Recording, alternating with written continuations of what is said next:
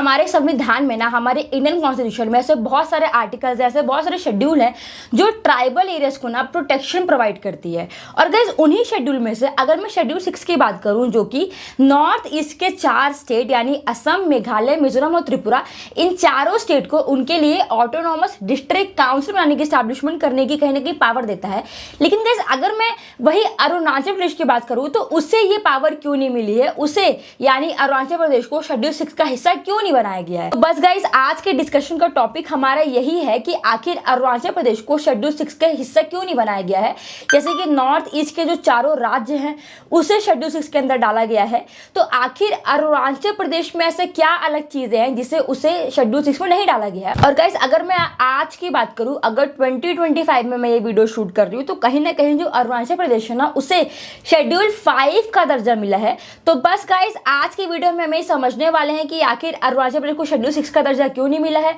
Schedule 5 का दर्जा क्यों मिला है, और शेड्यूल 6 और शेड्यूल 5 में ऐसा बेसिक डिफरेंस क्या है जिसकी वजह से अरुणाचल प्रदेश के ऐसे बहुत सारे लोग हैं, ऐसे बहुत सारे ट्राइबल जनजाति रहते हैं, बहुत सारे ट्राइब्स हैं जो ये डिमांड करती हैं कि उन्हें भी नॉर्थ ईस्ट के जो बाकी राज्य हैं यानी जो 4 राज्य हैं असम, मेघालय, त्रिपुरा और मिजोरम, जिसे बेसिकली शेड्यूल 6 का दर्जा मिला है,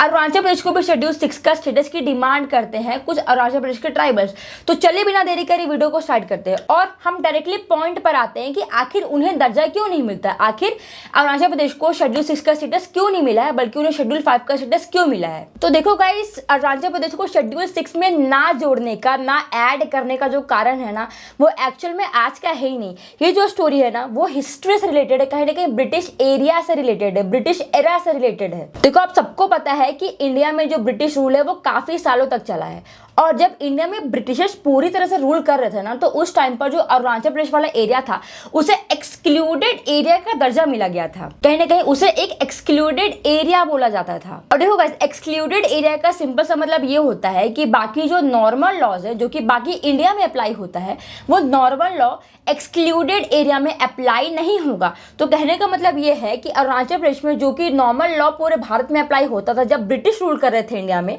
उस टाइम पर अरुणाचल प्रदेश में नॉर्मल लॉ अप्लाई नहीं होता था और इसीलिए ब्रिटिश इसे एक्सक्लूडेड एरिया बोलते थे। और ये जो अरुणाचल प्रदेश है ना उस टाइम पर नॉर्थ ईस्ट फ्रंटियर ट्रैक्ट्स के नाम से जाना जाता था। और अगर देखो, जो ब्रिटिश को ये लगता था ना कि जो यहाँ के जो लोग हैं, मतलब जो अरुणाचल प्रदेश के जो लोग हैं ना, उनके लिए एक अलग से लॉ बनना चाहिए, एक अलग से रूल बनना चाहिए, उन्हें भी रूल की जरूरत है, उन्हें भी एक अलग लॉ की जरूरत है, उन्हें भी अपने लिए एक कहीं ना कहीं ऑटोनॉमी की जरूरत है। लेकिन ब्रिटिश को ये लगता था कि 6 शेड्यूल के हिसाब से इन्हें जरूरत नहीं है। देखो, उन्हें 6 शेड्यूल में तब से ऐड नहीं किया गया था और आज भी वो एडेड नहीं है। तो मैं आपको वहीं की कहानी बता रही हूँ कि आखिर उन्हें क्यों ऐड नहीं किया गया था और आज के टाइम पर भी क्या उन्हें ऐड करना चाहिए या नहीं करना चाहिए। और जब मैं बात करूँ 1947 की, जब कहीं ना कहीं ब्रिटिशर्स भारत से चले गए, उसके बाद भी जो ब्रिटिशर्स ने एक्सक्लूडेड एरिया वाला फॉर्मूला निकाला था ना,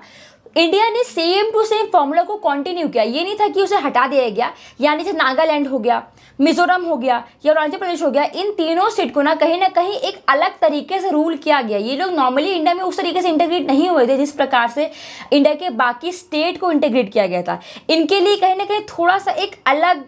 कहीं ना कहीं बोलते हो तो वेरिएशन था गवर्नमेंट के साथ। और गाइस इसीलिए जब शेड्यूल 6 को भारत के कॉन्स्टिट्यूशन में लागू किया, भारत के कॉन्स्टिट्यूशन में इंक्लूड किया गया ना, तो उस टाइम पर भी बहुत सारे ट्राइबल एरियाज को इसमें लाया गया, लेकिन फिर भी अरुणाचल प्रदेश को स्पेसिफिकली इसमें नहीं ऐड किया गया क्योंकि कहीं ना कहीं जो चीज़ें हैं वो हिस्टोरिकली चली आ रही है। ब्रिटिश एरा के टाइम से ही इससे अरुणाचल प्रदेश को एक एक्सक्लूडेड एरिया में रखा गया। जब पोस्ट इंडिपेंडेंस हुआ, जब हम इंडिपेंडेंट हो चुके थे, उसके बाद भी गवर्नमेंट ने इस चीज़ को अलग किया। और जब इंडिया में शेड्यूल 6 आया ना, उसके टाइम पर भी गवर्नमेंट को यही लगा कि शायद आज के टाइम पर भी जो अरुणाचल प्रदेश है उससे शेड्यूल 6 का हिस्सा नहीं बनाना चाहिए। शायद इन्हें कुछ भी, उन्हें और भी रीजन लग सकता है। और गाइस अगर मैं आपको थोड़ा सा शेड्यूल 6 के बारे में बताऊं ना, तो आप सबको पता है कि हमारे भारत के कॉन्स्टिट्यूशन में, हमारे इंडियन कॉन्स्टिट्यूशन में हमें बहुत सारे आर्टिकल्स देखने को मिलते हैं और हमें बहुत सारे शेड्यूल्स देखने को मिलते हैं। और गाइस उन्हीं शेड्यूल में से एक शेड्यूल आता है शेड्यूल 6, जो कि बेसिकली सिंपली ये बोलता है कि जो नॉर्थ ईस्ट के 4 स्टेट्स है यानी असम,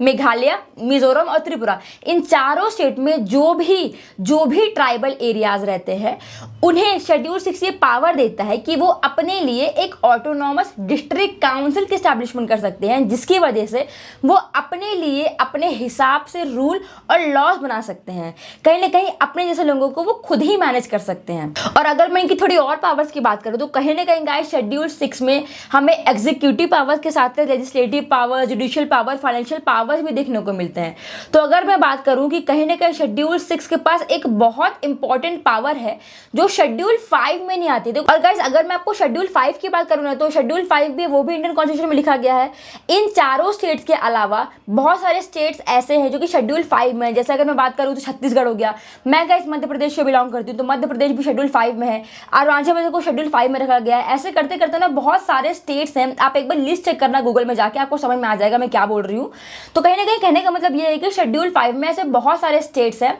जिन्हें पावर दी गई है लेकिन थोड़ी कम पावर दी गई है as compared to schedule 6। Schedule 6 के पास पूरी पावर होती है कि वो अपने लिए एक अलग काउंसिल बना सकते हैं। अगर मैं गाइस आपको बताऊं ना तो आपने शायद सुना होगा असम में एक ट्राइब रहती है बोडो, जो कि बोडो लैंड की डिमांड करती है और वो बेसिकली उनके पास भी अपना एक काउंसिल जिसे वो कहते हैं Bodoland territorial council, Dima Hasao territorial council, Karbi Anglong territorial council. तो कहीं ना कहीं जो मैं टेरिटोरियल काउंसिल की बात कर रही हूँ ना, ये जो काउंसिल है ना वो एक्चुअली में शेड्यूल 6 की वजह से बन रही है, लेकिन शेड्यूल 5 में हमें कुछ ऐसे काउंसिल देखने को नहीं मिलते हैं। मैं गाइस मध्य प्रदेश की हूँ, मध्य प्रदेश में आई बिलीव कि इंडिया के बहुत एक लार्ज नंबर में ट्राइब्स रहते हैं जो कि मध्य प्रदेश में पाए जाते हैं, लेकिन मैंने आज तक मध्य प्रदेश में कोई भी काउंसिल नहीं सुनी है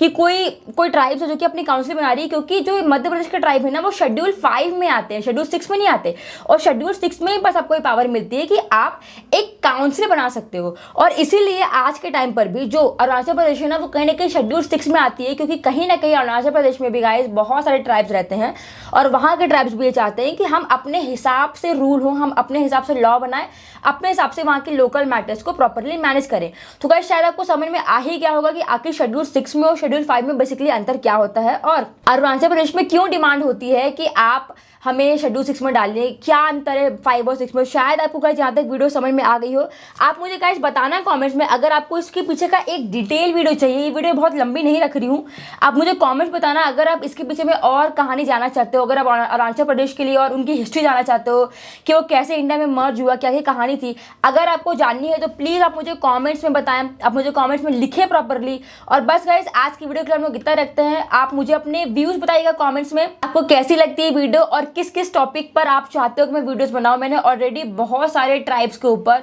बहुत सारे टेरिटोरियल काउंसिल के ऊपर वीडियो बनाई है, तो आई होप आप एक बार जाके मेरे चैनल पर चेक करिए। अगर आप मेरे चैनल पर न्यू हो तो प्लीज़ गाइस आप जाके मेरे चैनल को एक बार चेकआउट करिए, वहाँ पर विजिट करिए, आपको बहुत अलग अलग चीज़ें देखने को मिलेंगी। तो बस गाइस आज के लिए हम लोग इतना रखते हैं, मिलते हैं अपने अगले वीडियो में, तब तक के लिए टेक केयर, गुड नाइट, जय हिंद।